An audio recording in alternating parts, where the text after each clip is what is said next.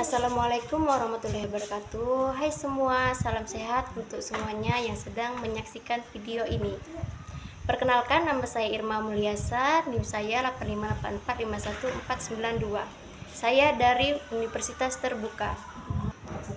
Kali ini saya akan menceritakan kisah tentang semut dan burung merpati. Penasaran bagaimana ceritanya? Yuk simak video ini.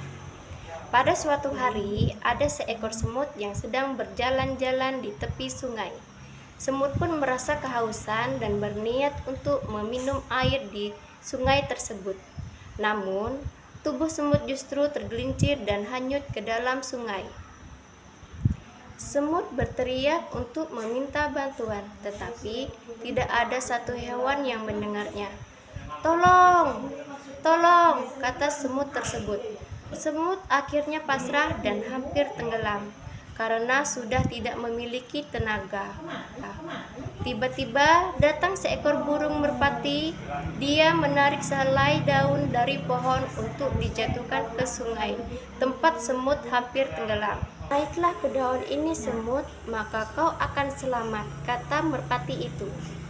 Dengan sekuat tenaga, semut pun naik ke atas daun yang dijatuhkan oleh burung merpati. "Terima kasih merpati, kebaikanmu akan selalu kuingat," kata semut itu. Beberapa hari kemudian, datanglah pemburu ke hutan dan mengincar burung merpati untuk menembaknya. "Oh tidak, pemburu itu akan menembak burung merpati. Aku harus menghentikannya," kata semut tersebut. Beruntunglah semut melihat hal tersebut dan berlari sekuat tenaga untuk menggigit kaki sang pemburu. Karena kesakitan, sang pemburu melepas senapan hingga mengeluarkan suara tembakan. Hal itu membuat burung merpati menyadari keberadaannya. Burung merpati pun terbang tinggi untuk menjauh. Beruntung keduanya selamat dari ancaman bahaya. "Terima kasih sudah menolongku, semut," kata merpati. Semut pun menjawab, "Sama-sama, sudah seharusnya kita saling tolong-menolong antar sesama."